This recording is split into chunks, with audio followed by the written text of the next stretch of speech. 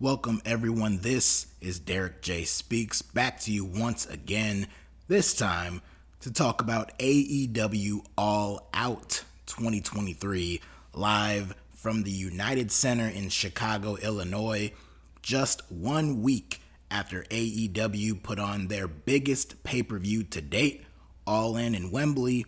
They came back just 1 week later to put on All Out in Chicago, a show that quite frankly was completely unnecessary, only had about a week, maybe 2 weeks at best, worth of build to it, with Allin coming first and all of the attention on that show. And then, of course, the biggest star in the company just got fired after getting in yet another backstage fight. So whatever kind of main event or main attraction they had for this show got taken away from them. But luckily, AEW has some incredible wrestling talent, and they went out there and put on one incredible pay-per-view. Top to bottom, not one of the stronger AEW cards going in, but coming out of it, this was a damn good show, topped with a whole bunch of excellent matches, a lot of wars, a lot of brutal, stiff battles with a lot of great people, and it all culminated in the main event as freshly squeezed Orange Cassidy was defending his AEW International Championship against his biggest challenge to date, former world champion Jon Moxley. Of course, the various circumstances, being what they were, led to these two getting the main event slot on this show, and it was well deserved. Jon Moxley has been the Iron Man in AEW since day one. Since the very first day he arrived, he has always been the tried and true, reliable hand for Tony Khan to fall back onto and rely on to go out there and carry the AEW banner with pride. And Orange Cassidy is no slouch himself. He has always been a very underrated talent, a very polarizing character, but in ring, he has always delivered. And ever since he won that AEW International Championship, which was then the All Atlantic Championship, he has had one hell of a run. I believe they said it was about 326 days, just shy of a whole full year, that Orange Cassidy has been champion. This man has been on the run of a lifetime, but the story they've been building up with him for the last several months is he has been running hard with this championship. His body's been breaking down. He's been accumulating several different nagging injuries, and eventually that candle was going to burn out. And tonight in Chicago, that's exactly what happened. After a brutal main event that saw Orange Cassidy get busted open, which was not the only time on this show we saw some blood, which took away from it really meaning as much as it should have. It still had some feel to it, but we see blood so frequently in this company, and we saw so much blood in other matches already on this show alone, that by the time it got to the main event with Orange Cassidy, didn't quite mean as much. But even still, OC, we did get a bloody orange in the main event, and he fought with everything in his power. And Jon Moxley, he's a brawler. He goes out there, he kicks ass, he comes off like a legit tough guy out there, and he brought it to Orange Cassidy, but Orange Cassidy was giving it right back to Moxley, and they were fighting back and forth. But in the end, it was the Death Rider. Mox hit one, Orange Cassidy kicked out of it, but it was not enough.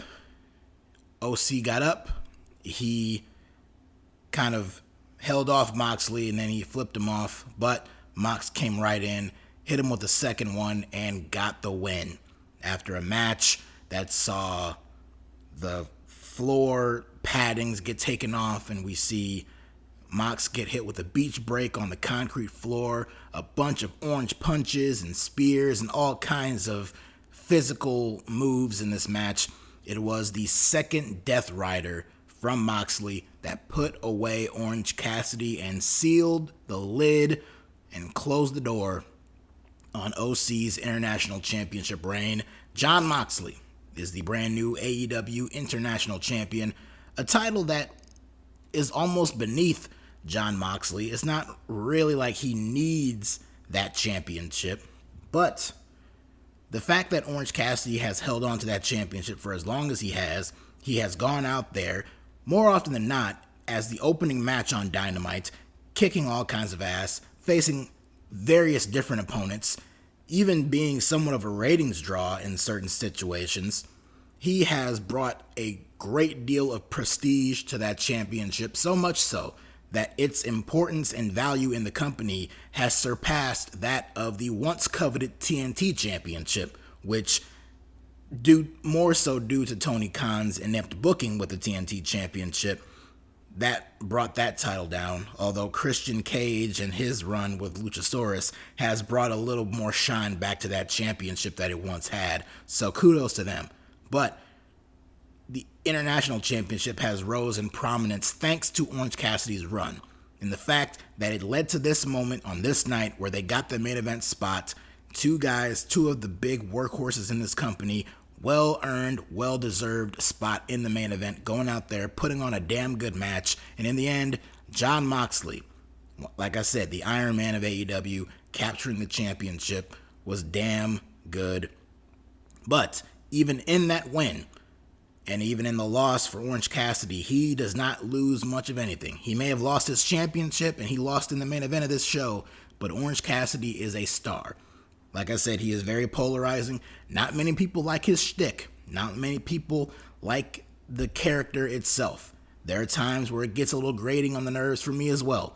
But you cannot deny that for this audience, for the AEW fan base, every time he goes out there, regardless of what city they're in, regardless of what circumstances there are, they react huge to this man. And they did so here tonight, even after the match, giving him a standing ovation, chanting, "Thank you, Orange." These fans respect and love and admire Orange Cassidy, and he is a true main event star in their eyes. So sky's the limit for him here. Now that that anchor has been taken off of his back, who knows where he can go from here. But as good as that main event was, it was not even close. Well, it was probably the third best match of the entire night because there were so many other great matches, including a no disqualification strap match between Absolute Ricky Starks and the returning Bryan Danielson, in a match that no doubt in my mind belonged to CM Punk, and in a different world, had CM Punk behaved like a man and not a child and fought Jack Perry backstage in London last week, this match would have been Ricky Starks versus CM Punk for the Real World's Championship in the main event of this show, and I'm sure they would have had a great match. But our consolation prize for Punk being let go was Bryan Danielson being brought back much earlier than expected and being inserted into this match and fighting in honor of Ricky Steamboat, who was out there doing commentary for this match. But Bryan Danielson stepped up, and he and Ricky Starks had an absolute bloody war. They slapped the shit out of each other with that strap. Danielson was busted open before the bell even rang when Ricky Starks attacked him. A little bit later on, Starks was bloodied up too. We had Starks choking out Danielson with the strap. And like I said, many, many times in this match, Ricky had some hard shots too with it, but Danielson was just laying it in, just striking and slapping Ricky with that strap. It looked and sounded brutal. And in the end, we had some interference. Of course, Big Bill has recently been an acquaintance of Ricky Starks. He came out and provided some interference. Ricky Steamboat got up from the commentary table, tried to fight him off. Wasn't enough to take on the big man, but Danielson managed to dump Ricky Starks over and out onto Big Bill and then hit a dive onto both men. So that took Big Bill out of the equation, brought it back down to one-on-one. And after some more brutality, we see Danielson lock on the label lock on Ricky Starks, He's refusing to tap. He's trying to fight out of it, but Danielson then uses the strap itself, wraps it around the neck and throat of Ricky Starks, starts yanking back and choking this man out, and even still, Ricky Starks, bloody face and all, not Steve Austin at WrestleMania 13 bloody, but still a little bit of blood trickling out. He's saying no, he's refusing to tap, he's refusing to give up, and then he just passes out. But that is enough, and it gives Danielson the win. So Bryan Danielson wins his first match back. This man broke his arm just 3 months ago, and in his first night back, his first match back on very last minute, he goes out there, bloody face and all, bandaged up arm, and puts on a brutal match, a brutal war with Ricky Starks. And just like with Orange Cassidy, still coming off as a big star after his loss, Ricky Starks, by not tapping out and just passing out and putting on the clinic that he did in this match, it takes two to tango, and he hung in there with Danielson every step of the way. Danielson didn't have to slow down. He didn't have to lower himself just to match Ricky Starks' level. No. Ricky Starks came up and rose up to Danielson's level in this match. It was very even keel in that sense, and I thought they had a tremendous match, and Ricky Starks was made to look like a true main eventer, more so than any ever before, more so than he did in the match with MJF, more so than he did in the feud with Chris Jericho, more than even the cup of coffee feud that he had with CM Punk last month. Ricky Starks came off like a bona fide superstar in this match, the superstar that we all know he truly is. Speaking of superstars and superstar performances, we have that with the second best match of the night, in my opinion, that being Kenny Omega taking on Konosuke Takeshita. This match has been built up for the last several months, ever since Don Callis turned his back on Kenny Omega and fully aligned himself with Takeshita, proclaiming him to be the new god of pro wrestling and the updated version of Kenny Omega, so to speak. We finally got the singles match here, and this was great. A lot of scary shit in this match, a lot of different big moves where both men were landing on their necks, especially Omega. Just brutal, but I thought they had a tremendous wrestling match. We all know how great Kenny Omega is. Not all the time is his greatness fully displayed in AEW. He's not always presented as the top guy that he is, but when he is, it's like magic. You cannot forget how truly fantastic Kenny Omega is. And in this match, he brought it. And Konosuke Takeshita has been a delight to watch get in the ring with the likes of Jon Moxley and Bryan Danielson and MJF and so many different people who we've seen him in the ring with, Claudio Castagnoli.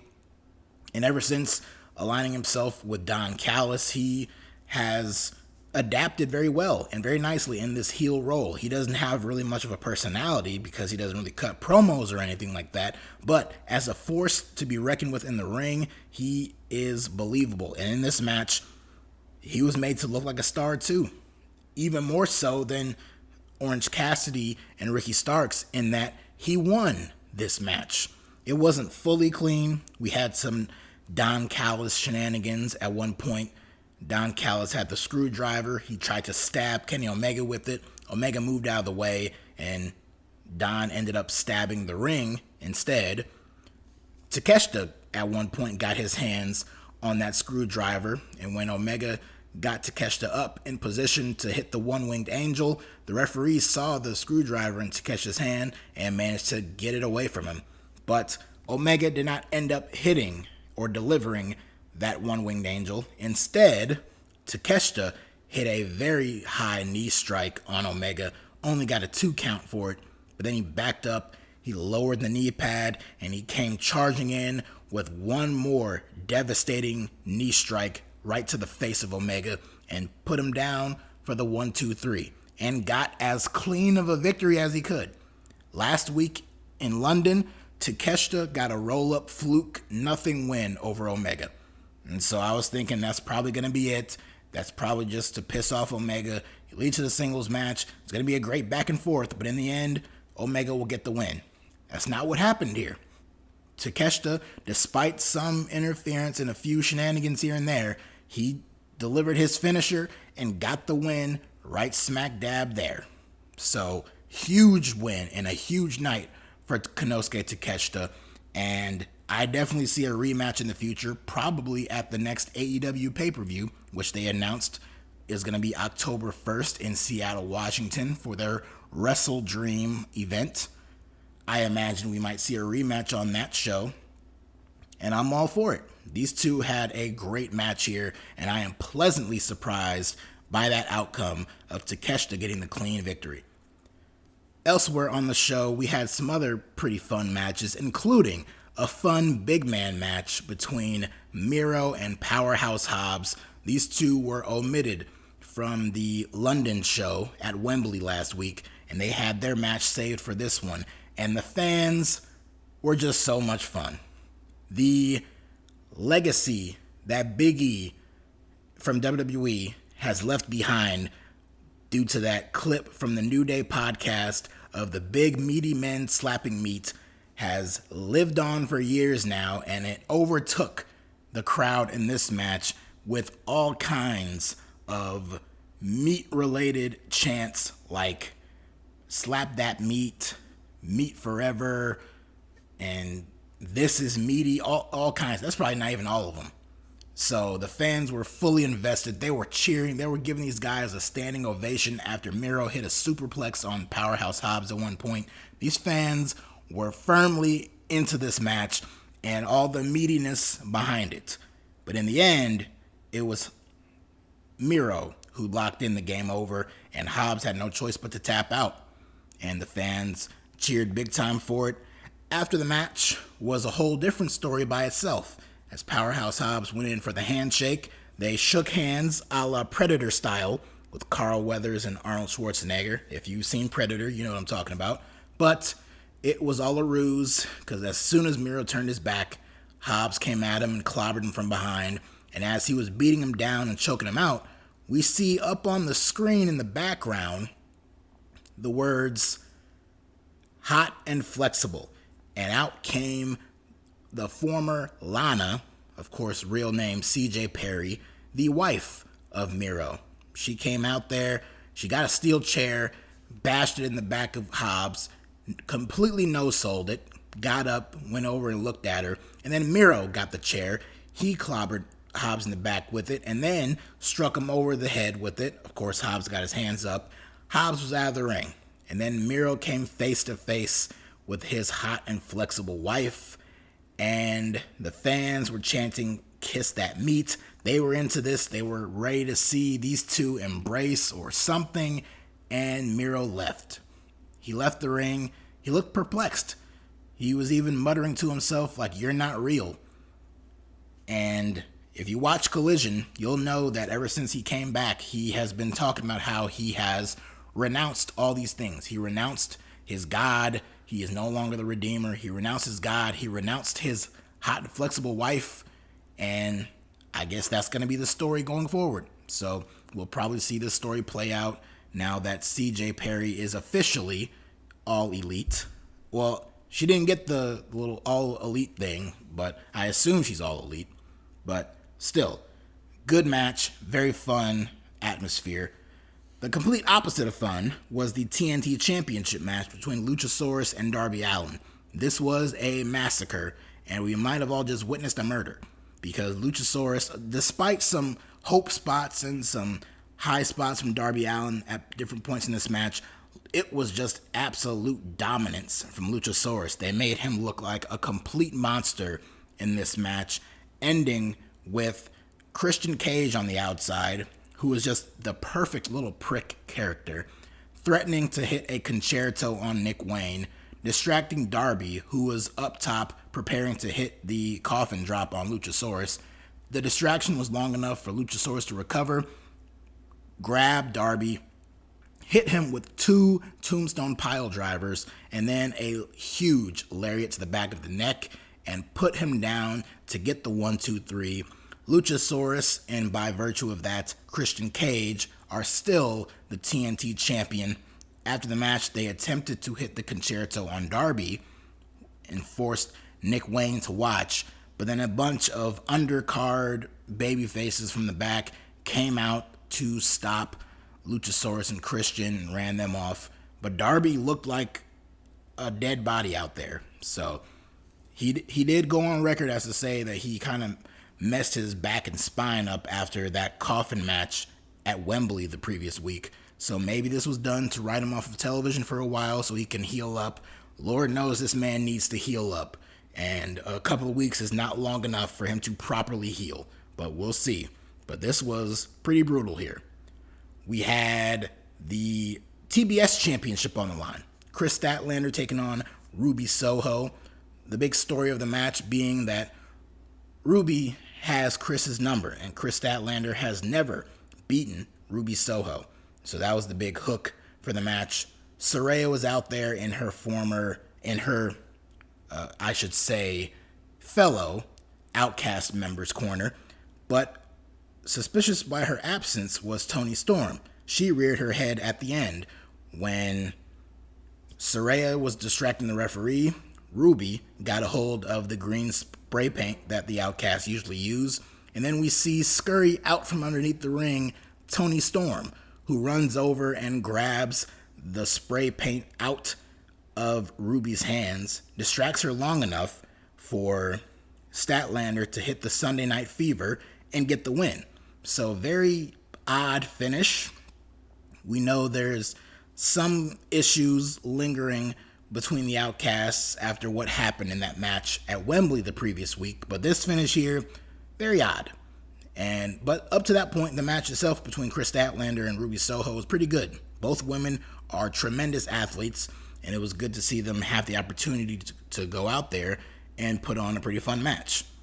We had a standard tag team match with the Blackpool Combat Club's Claudio Castagnoli and Wheeler Yuta taking on Katsuyori Shibata and Eddie Kingston. The heels got the win here after Shibata had Yuta locked in a sleeper, and Eddie, worried about that, was distracted, and he walked right into a single European uppercut from Claudio, who got the quick win.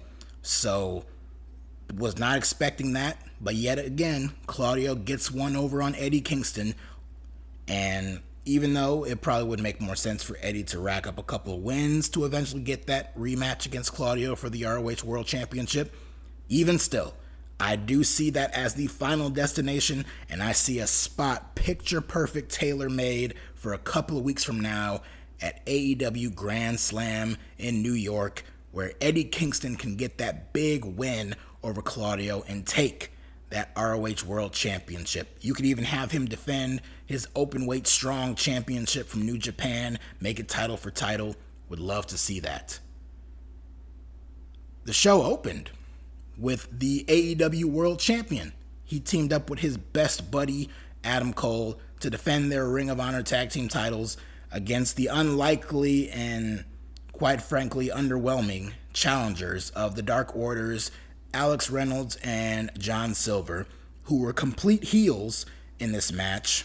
They were treated as heels by the fans, and they basically came off as heels in the match itself because they were targeting the injured neck of MJF. Of course, he had that brainbuster hit on him on the steel steps last week in the match with Adam Cole, so they were playing up the neck injury. Alex Reynolds hit him in the back of the neck with the steel chair. That sent MJF to the back, and Cole had to fight by himself for most of the time, until eventually MJF made the dramatic and triumphant return to the ring. He got the hot tag in. He eventually hit the kangaroo kick, and he and Cole hit the double clothesline, and they got the win. So they retained their tag team titles. The referees and the officials are all checking on MJF, checking on his neck. They're helping him out of the ring and up the rampway, when out comes Samoa Joe, who himself has a match coming up next. So as Joe is making his entrance, he passes by MJF and he gives him a nice little shove, very reminiscent of when Joe shoved a very different Maxwell Jacob Friedman, who was a security guard in NXT before Joe's NXT Championship match against Shinsuke Nakamura at TakeOver Brooklyn back in 2017, I believe. So, a much different, or 2016, I believe. So, a spot very similar to that. Joe even smirked as he got to the ring. MJF didn't like that too much, so he ran back to the ring. The two of them started to brawl. Joe even got MJF in a front face lock, which I'm sure was intentional after what we heard about the CM Punk Jack Perry brawl last week. But the officials broke it up. They told MJF to get out of there, and he, along with Cole, left up the ramp. And this went right into the ROH TV Championship match between Samoa Joe and Shane Taylor. A good big man match, not as good as the other big man match on the show, but still good in its own right, with Joe getting the win with the Coquina clutch and Shane Taylor tapping out.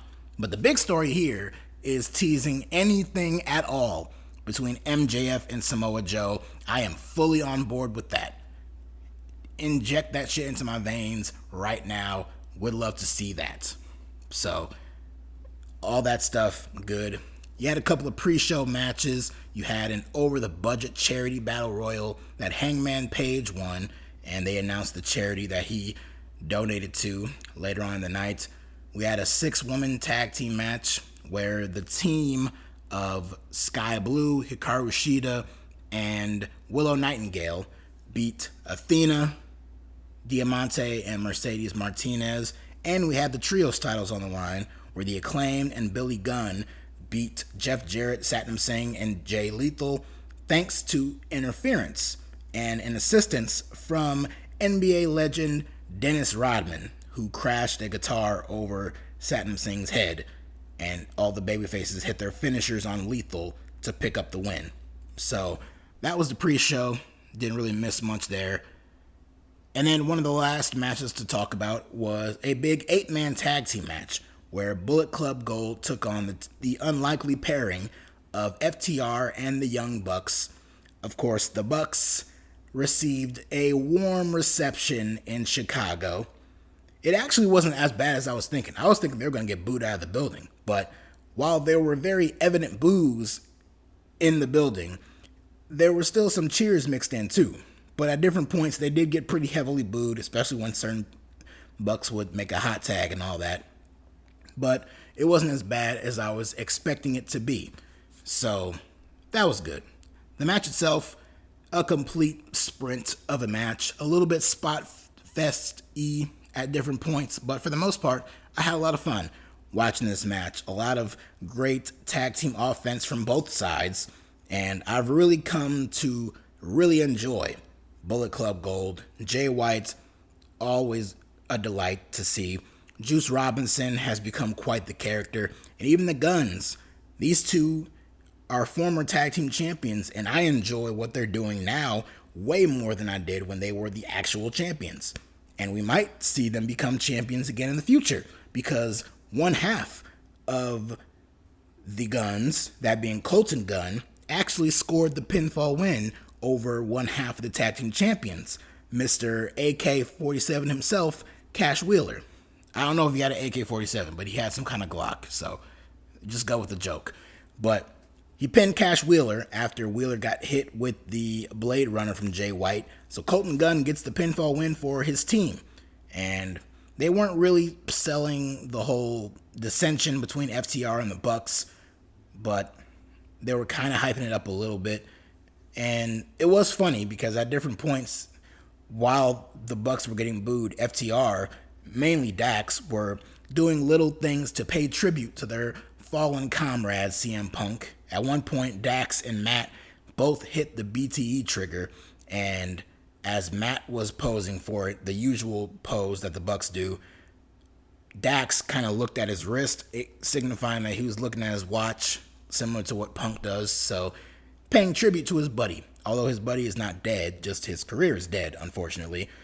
And as far as the CM Punk news, there was nothing overly new that came out, but there was a story that leaked during the show, and it came from bodyslam.net, and they reported on an incident. So we did discover, with more of the fallout coming from Punk's firing and the reason behind Tony Khan deciding to let him go, we did discover that with the investigation, they were doing a full, thorough investigation of not just the incident with Jack Perry, but an accumulation of a bunch of different things that has happened with Punk in the last year or so. And there was an implication that there were even more incidents and stories of backstage issues with Punk that weren't never ever reported on before, including one story that broke during the show. Like I said, from bodyslam.net, they reported of an incident between CM Punk and William Regal. I think it was on Regal's debut night. He debuted at Revolution last year, and on that same night, in a backstage incident, CM Punk refused to shake Regal's hand. He told Regal to his face, according to sources, that he doesn't like him, he doesn't trust him, and he called him a stooge for Triple H. So, Punk, what can you say? I'm not in the business of diagnosing anyone, but I look at a guy like this and I see this story and all the other different stories that have come out about him over the last couple of weeks, over the last few months, over the last several years, even long before AEW. And I just look at a guy who has severe trust issues, and many of those issues he's going to have to work out, and he's going to have to work them out outside of this company, because I do not know how you can look at all these different things and still insist on keeping him around. This is a decision. This is all stuff that could have been avoided so long ago if people actually truly communicated. If there was actual communication, if there was actual leadership and authority put in place, this all could have been avoided, or at least diffused in a much more handled, mature, responsible way. It should not have ever come to this point, but things escalated to this point where this was the only option that made sense. I have no sympathy for anyone involved, other than people who were affected, like people like Ricky Starks, who missed out on potentially main events in the show tonight, although he still had a hell of a match with Bryan Danielson. Forgot to mention, Danielson, once again, entering out with Final Countdown. That was awesome to see. The whole United Center chanting it's the Final Countdown. That was pretty cool to hear. But, yeah, as for everyone else, as far as CM Punk himself and Tony Khan and the Elite and anyone else involved in all of this, I have no sympathy, only because I truly believe this all could have been avoided had this been handled way more professionally and way more maturely long before Allin last week, long before Brawl Out last year, way even before that. This should have been handled much earlier, and it never was. And it's very unfortunate that it came to this, but it is what it is. I am in the corner of the decision that this was the right move to make for the betterment of this company, and I'm sure it's still going to get uglier from here, because the reports were saying that CM Punk will eventually make a statement regarding his firing. So I'm sure that'll be a whole issue by itself whenever that statement comes out. It could be any day now. It's like a nuclear bomb that could drop at any moment. We're just waiting on it. So we'll see what happens from that. But enough with the Punk stuff. Even though, again, it's clearly not over and it's only just beginning, we did have a lot of other things to make us not think about it too much. There wasn't an overpowering of a CM Punk presence or any illusion or any alluding to CM Punk very much outside of the Young Bucks match. Everything else on the show stood by itself without the cloud of CM Punk hanging over it. The fans were there to have fun and watch a damn good show, and that's exactly what the hell they got. I thought this was a tremendous, well, I wouldn't say tremendous, but I thought this was a very fun show for a card that, quite frankly, was not the strongest on paper going in. I thought everyone delivered to a certain degree. Like I said, Danielson and Ricky Starks, easily my top favorite match. Right behind them, Takeshita and Omega. That main event was great. Miro and Hobbs had a great big man match. Luchasaurus and Darby Allin, while uncomfortable, was still a pretty good match. And you had a bunch of other really fun stuff and fun stuff teased for the future, like the MJF Samoa Joe thing. Again, give me that immediately. But that's it for me. After 2 back-to-back nights of pretty good wrestling shows, that is enough for me talking about it. So I am good. And I hope you all are good too. If you like what you saw and you like what you heard, go ahead, leave a like, leave a comment down below, subscribe to the channel, and follow me on Twitter or X, whatever you want to call it, at DerekJ Speaks. And I will check you all next time.